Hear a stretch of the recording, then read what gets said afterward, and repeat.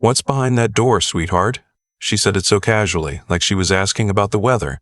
My son had been married to her for exactly 11 days. I was standing in the hallway of my own home, holding a cup of coffee I hadn't even taken a sip from yet, watching my new daughter-in-law press her palm flat against the door to my workshop like she owned the place, like she was already taking inventory. Her name was Kristine. She was 29 years old, had a smile that could light up a room, and eyes that never stopped calculating. "That's just my workspace," I said. "Your workspace." She turned around and looked at me. Not at my face, at my hands. At the key on my keychain. "You keep it locked?" "I do." She tilted her head a little, smiled wider. "That's so interesting." And that was it. She walked away, back toward the kitchen where my son was making her breakfast, and I stood there in the hall with my cold coffee thinking, this woman is going to be a problem. My name is Victor. I'm 63 years old. I spent 31 years as a master woodworker. Custom furniture, architectural millwork, restoration pieces for historical homes up and down the eastern seaboard. I built things people pass down to their children. I built a mantelpiece once for a house in Savannah that had been standing since 1887. The homeowner cried when I installed it, said it looked like it had always been there. I retired 4 years ago, but I never stopped working. I just stopped charging for it. My workshop is attached to the back of my house, a 12 by 20 room I built myself, with proper ventilation, French cleats on every wall, and a dust collection system that took me 3 weekends to install correctly. In there I have tools my father gave me. I have tools I bought with my first real paycheck in 1984.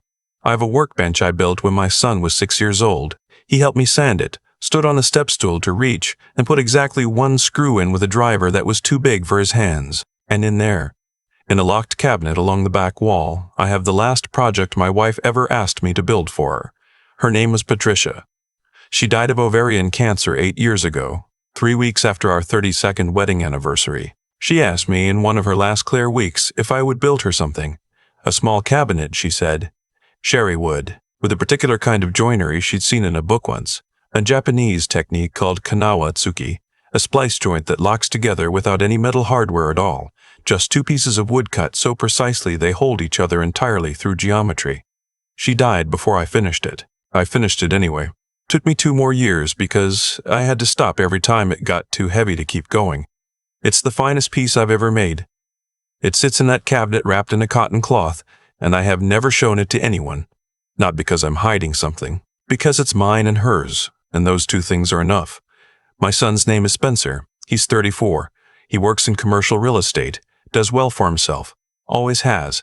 He's a good man with a soft center he spent his whole life trying to hide, the way men sometimes do. He met Kristine at a conference in Atlanta. 6 months later, they were engaged. I met her twice before the wedding. I want to be clear. I tried. I cooked dinner. I asked about her family, her work, her interests. She sold medical devices, she said. She was from outside of Phoenix, she said. She said these things the way someone reads from a script, correctly but without weight. What I noticed both times was that she looked around my house the way a contractor looks at a building before bidding on a demo job, measuring, assessing.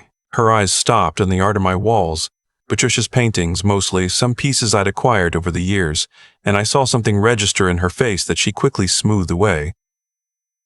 After the second dinner, after they'd gone, I sat down and I did the math on Kristine. I don't mean that coldly. I mean I thought about what I'd seen and I let myself be honest about it. She had never once asked me a question about myself that didn't have a financial answer. How long had I worked? Did I still take commissions? Was the house paid off? She asked that last one directly, framed as a compliment. It must be wonderful to own a home like this outright. So many people can't anymore. And I told her it was, and she smiled like I'd confirmed something she'd suspected. I called my attorney the following Monday. I called my financial advisor the Monday after that. I had already moved most of my liquid assets into a trust 3 years earlier. Patricia's idea, actually, she'd been sharp about those things, but I tightened a few things further.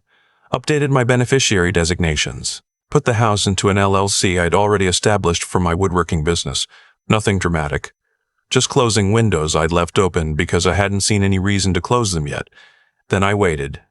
The questions about the workshop started the week after the honeymoon. Spencer and Kristine had moved into a place of their own 20 minutes away, but they came for Sunday dinner most weeks. My doing? I'll be honest, I wanted the time with my son, and every single visit, Kristine found a reason to walk that hallway. I've always wanted to learn woodworking, she said once, touching the door frame. I could teach you, I said. I taught quite a few people over the years. Oh, I'd love that. What would we make? I usually start students with a small box. Teaches you joinery, teaches you patience. She laughed. I meant, what's in there that's worth making? Any of those old pieces worth anything, do you think? I kept my face neutral. Tools are worth what they're worth. The work is worth more to me than anything I could get selling it. She lost interest in the conversation almost immediately. About 2 months in, I started to hear things through Spencer. He wasn't trying to tell me, he's too loyal for that, but he'd let things slip the way tired people do. Kristine thinks you should look into downsizing. Kristine was saying the workshop edition probably wasn't permitted properly. You might want to check that before it becomes someone else's problem. Someone else's problem. That's what she said. I remember exactly. Then one evening, Spencer called me, and he sounded strange, strained. He asked me, careful, like he was reading from something, whether I had ever considered, now that I was older and on my own, if I'd thought about a living trust that included family members as co-trustees. You know, just for safety, just for peace of mind. I asked him who had suggested that. Long pause. We were just talking, he said. I told him I appreciated his concern. I told him I had excellent attorneys and everything was well taken care of. I told him I loved him, and after I hung up, I sat in my workshop for a long time in the dark, with my hand on the door of that cabinet, thinking about Patricia. She would have known what to do in 30 seconds. She always did.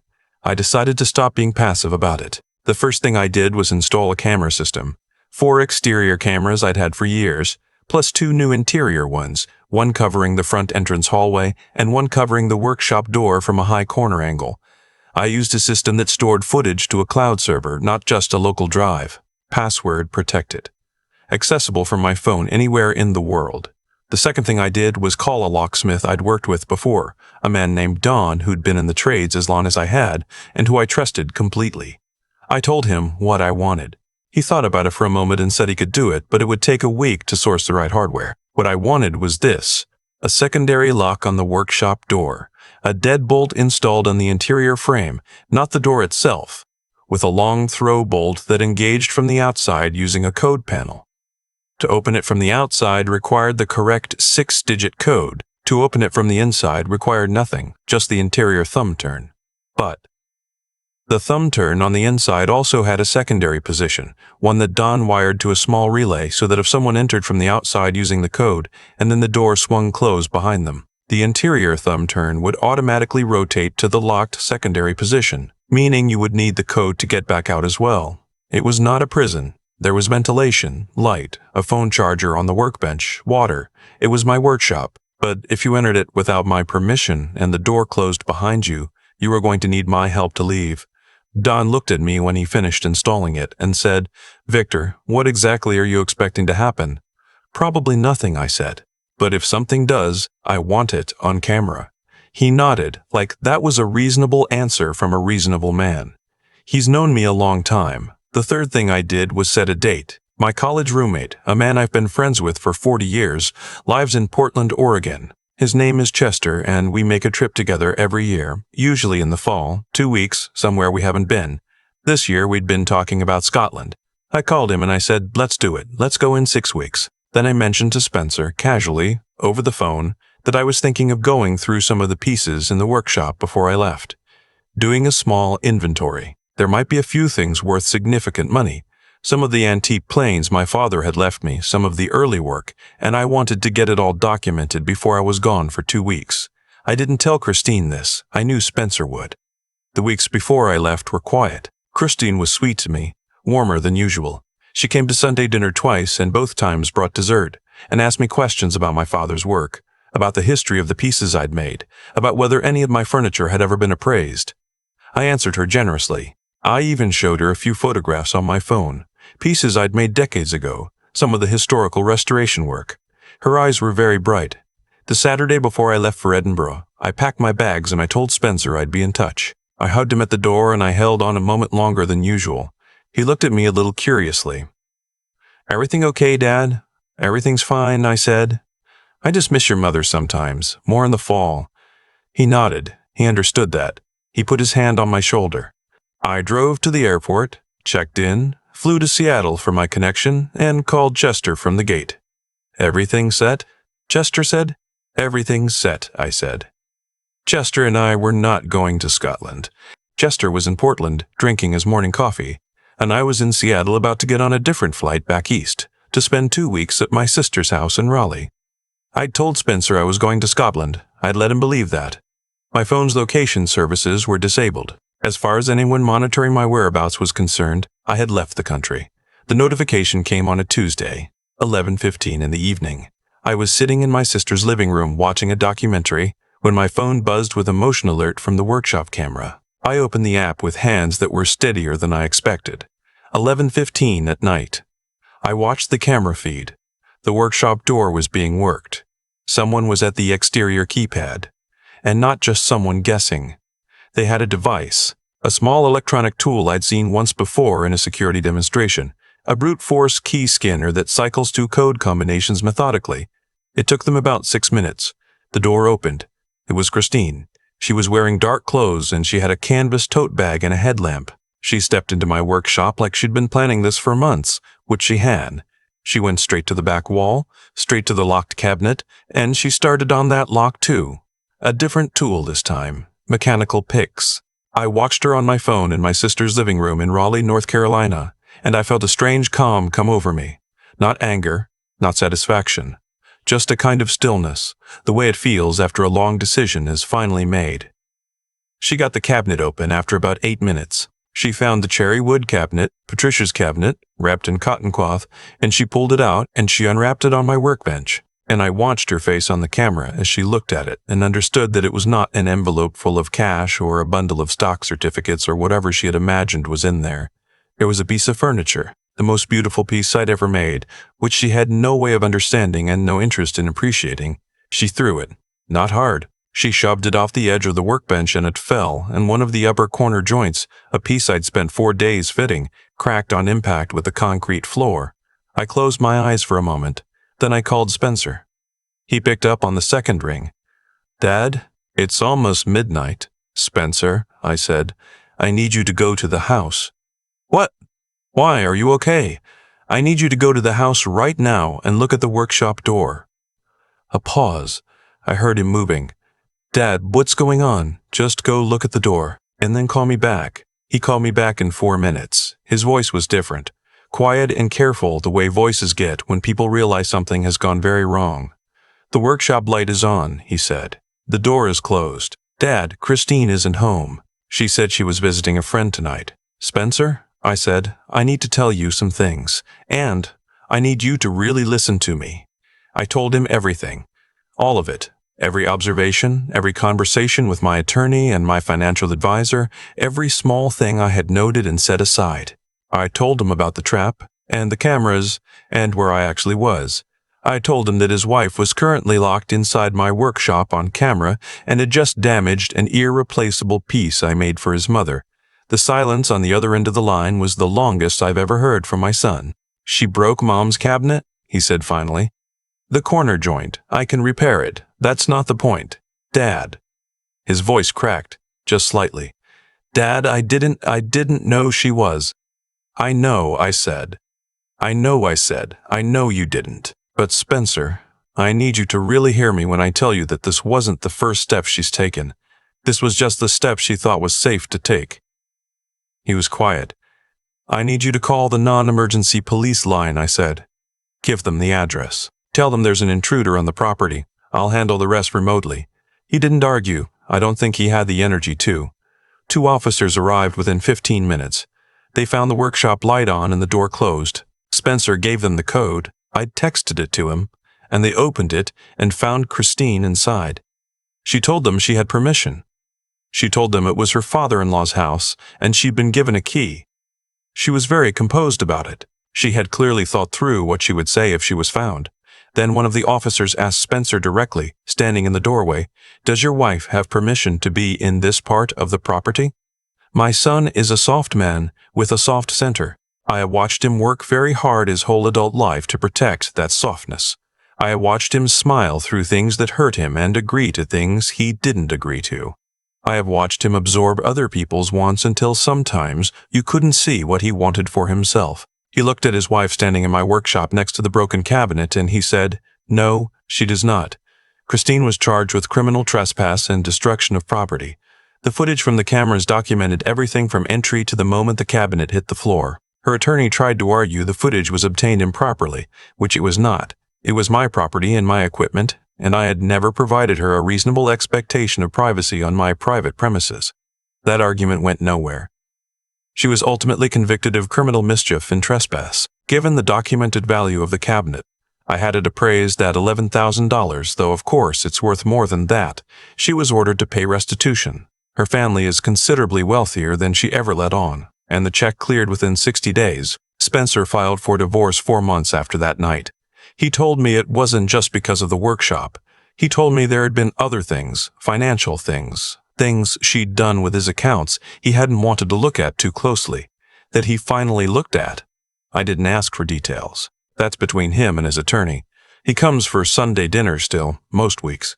He sits at the same chair he sat in as a teenager, and sometimes I look across the table at him and I think about his mother, how she would have loved watching him grow into the man he is now, how she would have been furious at this whole situation and also secretly relieved. It shook something loose in him.